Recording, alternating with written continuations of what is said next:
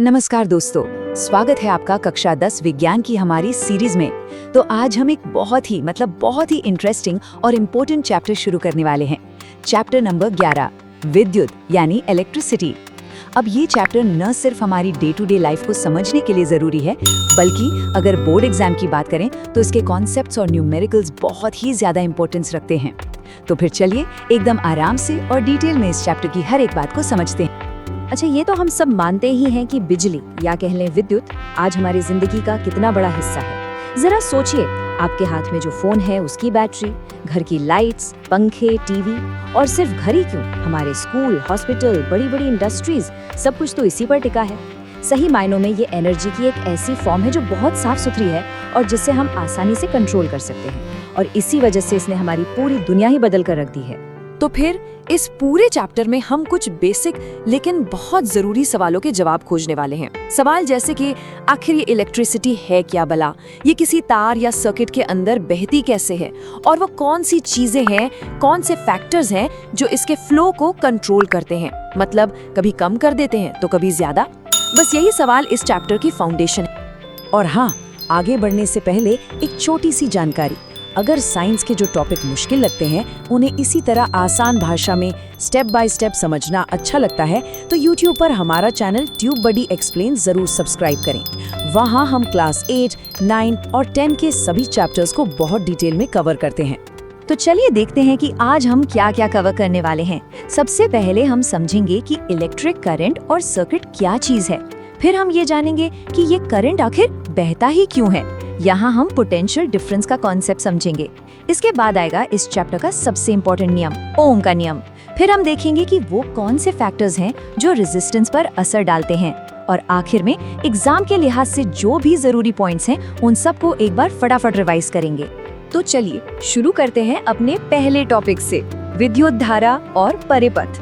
देखिए, इसे समझना ना बहुत ही आसान है। सोचिए, जब नदी में पानी बहता है तो हम उसे क्या कहते हैं? जल धारा।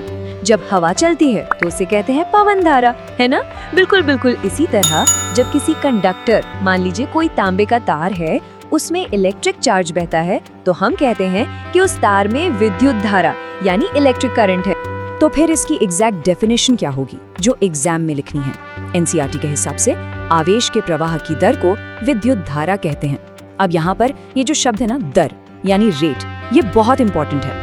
इसका सीधा सा मतलब है कि एक यूनिट टाइम में, मान लीजिए 1 सेकंड में, किसी पॉइंट से कितना चार्ज फ्लो हो रहा है, कितना चार्ज गुजर रहा है, बस वही है इलेक्ट्रिक करंट।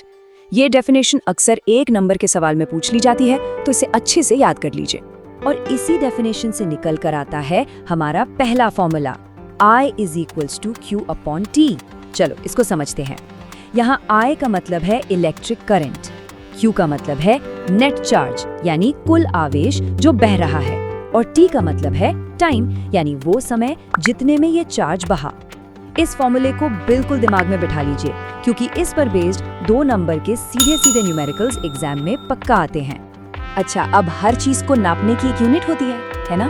जैसे हम लंबाई को मीटर में नापते हैं, टाइम को सेकंड में, बिल्कुल वैसे ही इलेक्ट्रिक करंट को नापने की जो SI यूनिट है वो है एम्पियर, और इसे हम कैपिटल A से दिखाते हैं।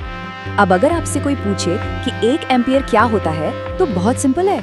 अगर किसी तार से 1 सेकंड में 1 कूलम चार्ज गुजर जाए तो हम कहेंगे कि उस तार में 1 एम्पियर का करंट बह रहा है। एग्जाम में ये सवाल भी आ सकता है कि डिफाइन 1 एम्पियर, तो ये रिलेशन याद रखना बहुत जरूरी है। ओके, तो यहाँ तक तो बात साफ है कि चार्ज के फ्लो को करंट कहते हैं। पर अब एक बहुत बड़ा सवाल उठता है, ये चार्ज अपने आप ही क्यों बहने लगता है? मतलब ऐसी कौन सी ताकत है जो उसे धक्का देती है, एक जगह से दूसरी जगह जाने पर मजबूर करती है? देखिए, कोई भी चीज तभी फ्लो करती है जब कोई डिफरेंस हो, कोई अंतर हो। चलिए इसी राज पर से पर्दा उठाते हैं। इससे समझने के लिए ना, पानी का एग्जाम्पल सबसे बेस्ट है। कल्पना कीजिए, आपके पास एक सीधी पाइप है जो जमीन पर रखी है। क्या उसमें पानी अपने आप बहेगा? नहीं बहेगा। पानी को बहाने के लिए आपको क्या करना होगा? आपको पाइप के एक सिरे को ऊपर उठाना होगा, है ना? मतलब एक सिरे पर प्रेशर ज्यादा और दूसरे पर कम करना होगा। इसी को हम कहते हैं प्रेशर डिफरेंस। बिल्कुल यही लॉजिक इलेक्ट्रिक चार्ज पर भी लागू होता है। किसी तार में चार्ज तभी बहेगा जब तार के दोनों सिरों के बीच एक तरह का इलेक्ट्रिक प्रेशर का डिफरेंस हो, और इसी इलेक्ट्रिक प्रेशर के डिफरेंस को हम एक फैंसी नाम से जानते हैं, विभवांतर या पोटेंशियल डिफरेंस। अब अगर इसे मैथ्स की भाषा में कहें तो इसका फॉर्मूला है V = W/Q। चलिए इसे भी डिकोड करते हैं। यहाँ V का मतलब है पोटेंशियल डिफरेंस, Q का मतलब है वो चार्ज जिसे हम एक पॉइंट से दूसरे पॉइंट तक ले जा रहे हैं, और W है उस चार्ज को ले जाने में किया गया काम, यानी वर्क डन। अगर एकदम सिंपल भाषा में बोलूं तो एक चार्ज को एक जगह से दूसरी जगह तक धक्का देने में जितनी एनर्जी लगी, बस वही है पोटेंशियल डिफरेंस। और जैसे करंट की यूनिट एम्पियर थी, वैसे ही पोटेंशियल डिफरेंस की SI यूनिट है वोल्ट, जिसे हम कैपिटल V से दिखाते हैं। इसकी डेफिनेशन भी फॉर्मूला से ही बनती है। सोचिए, अगर एक कूलॉम चार्ज को एक पॉइंट से दूसरे पॉइंट तक ले जाने में 1 जूल काम करना पड़े, तो हम कहेंगे कि उन दोनों पॉइंट्स के बीच का पोटेंशियल डिफरेंस 1 वोल्ट है। ये एक और इम्पॉर्टेंट डेफिनेशन है जो आपको याद रखनी है। ठीक है, तो अब तक हमने 2 मेन प्लेयर्स को समझ लिया है। एक है पोटेंशियल डिफरेंस V और दूसरा है इलेक्ट्रिक करंट I। हमने ये भी देख लिया कि V के कारण ही I फ्लो करता है। तो क्या इन दोनों के बीच कोई मैथमेटिकल रिश्ता है? क्या हम ये पता लगा सकते हैं कि V को बढ़ाने या घटाने से I पर क्या असर पड़ेगा? जी हाँ, बिल्कुल। और इसका जवाब हमें मिलता है फिजिक्स के एक बहुत ही फेमस और फंडामेंटल नियम से, जिसे हम कहते हैं ओम का नियम। ये जो स्टेटमेंट आप स्क्रीन पर देख रहे हैं, ये ओम के नियम की exact word to word definition है। ये कहता है कि पोटेंशियल डिफरेंस V जो है वो करंट I के डायरेक्टली प्रोपोर्शनल होता है। मतलब बहुत सिंपल है, आप जितना ज्यादा V लगाएंगे उतना ही ज्यादा I बहेगा। लेकिन यहाँ एक लेकिन है, एक शर्त है जिस पर ध्यान देना बहुत बहुत जरूरी है। परंतु तार का ताप समान रहना चाहिए। ये वो लाइन है जो ज्यादातर स्टूडेंट्स एग्जाम में लिखना भूल जाते हैं और यही नंबर कटते हैं। याद रखिएगा, बिना इस शर्त के ओम का नियम अधूरा है। अब इस नियम से फॉर्मूला बनाना तो बच्चों का खेल है। Step 1, V is proportional to I। अब आपको पता है कि जब भी हम ये प्रोपोर्शनैलिटी का साइन हटाकर इक्वल्स टू का साइन लगाते हैं तो हमें एक कांस्टेंट लगाना पड़ता है। यहाँ पर वो कांस्टेंट है R। तो हमारा फॉर्मूला क्या बन गया? V is equals to IR। बस ये इस चैप्टर का सबसे पावरफुल और सबसे ज्यादा यूज होने वाला फॉर्मूला है। और ये देखिए, ये जो ग्राफ है ये ओम के नियम का विजुअल प्रूफ है। ये V और I के बीच का ग्राफ है। जरा ध्यान से देखिए, ये एक बिल्कुल सीधी लाइन है जो ओरिजिन से यानी 0 से शुरू हो रही है।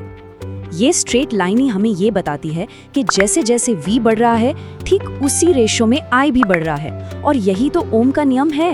एग्जाम में ये ग्राफ बनाने और इसे एक्सप्लेन करने के लिए भी आता है, अक्सर 3 नंबर के सवाल में।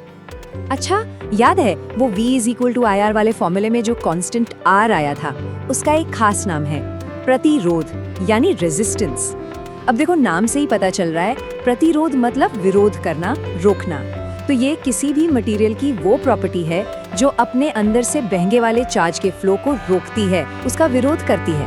बिल्कुल वैसे ही जैसे सड़क पर बना स्पीड ब्रेकर आपकी गाड़ी की स्पीड को कम करता है। और इस रेजिस्टेंस को नापने की SI यूनिट है ओम, जिसका सिंबल है ये ग्रीक लेटर ओमेगा। अब अगला सवाल ये आता है कि किसी भी तार का रेजिस्टेंस किन चीजों पर डिपेंड करता है? क्या एक पतले कॉपर वायर और एक मोटे कॉपर वायर का रेजिस्टेंस सेम होगा, या फिर एक लंबे तार और एक छोटे तार का? बिल्कुल नहीं। तो चलिए अब उन्हीं फैक्टर्स को जानते हैं जो किसी कंडक्टर के रेजिस्टेंस को डिसाइड करते हैं। ये भी एक बहुत इंपॉर्टेंट टॉपिक है जिस पर 3 नंबर का सवाल बनता है। तो देखिए, मेनली किसी भी कंडक्टर का रेजिस्टेंस 3 चीजों पर डिपेंड करता है। पहला, कंडक्टर की लंबाई यानी L। दूसरा, उसकी मोटाई जिसे हम technically area of cross section A कहते हैं। और तीसरा, वो किस मटेरियल का बना है यानी नेचर ऑफ द मटेरियल। अब इसे मैथ्स में समझते हैं। रेजिस्टेंस R तार की लंबाई L के डायरेक्टली प्रोपोर्शनल है। इसका मतलब तार जितना लंबा, रेजिस्टेंस उतना ज्यादा। इसे ऐसे सोचो, एक लंबी भीड़ वाली गली को पार करना ज्यादा मुश्किल होता है।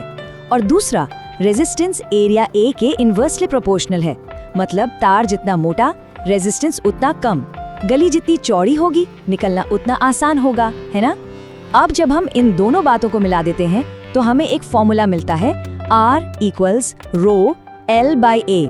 इस फॉर्मूले में ये जो नया सिंबल आया है रो, इसे रो बोलते हैं। ये है मटेरियल की विद्युत प्रतिरोधकता यानी रेजिस्टिविटी। अब यहाँ एक बात बहुत ध्यान से समझिए, रेजिस्टेंस और रेजिस्टिविटी एक चीज नहीं है। रेजिस्टिविटी मटेरियल की अपनी अंदर की प्रॉपर्टी है। उसे इस बात से कोई मतलब नहीं कि तार लंबा है या मोटा। जैसे चांदी की रेजिस्टिविटी बहुत कम होती है, इसीलिए वो बेस्ट कंडक्टर है, और इसकी एसआई यूनिट है ओम मीटर, ओम एम। चलिए, तो हमने इस चैप्टर के सारे मेन कॉन्सेप्ट्स को एक एक करके समझ लिया है। अब फटाफट एग्जाम के पॉइंट ऑफ व्यू से इन सभी इंपॉर्टेंट पॉइंट्स को एक बार रिवाइज कर लेते हैं ताकि सब कुछ अच्छे से दिमाग में बैठ जाए। ये स्लाइड एक तरह से इस चैप्टर की समरी है। यहाँ वो 4 सबसे इंपॉर्टेंट फॉर्मूले हैं जिन पर ये पूरा चैप्टर टिका हुआ है। पहला, I = Q/T, करंट का फॉर्मूला। दूसरा, V = W/Q, पोटेंशियल डिफरेंस का। तीसरा, V = IR, सबका फेवरेट, ओहम का नियम। और चौथा, R = ρ × L/A, रेजिस्टेंस वाला फॉर्मूला। यकीन मानिए, ज्यादातर न्यूमेरिकल्स इन्हीं 4 फॉर्मूलों से सॉल्व हो जाएंगे। और इस सेशन को खत्म करने से पहले आपके लिए एक दिमाग लगाने वाला सवाल। हमने अभी रेजिस्टिविटी के बारे में पढ़ा है ना?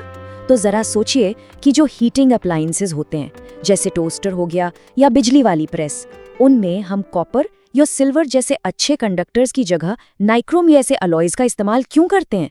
सोचिए, इसका जवाब रेजिस्टिविटी की प्रॉपर्टी में ही छिपा है। इस पर जरूर सोचिएगा। हम अपने अगले पार्ट में इसी पर और डिटेल में बात करें।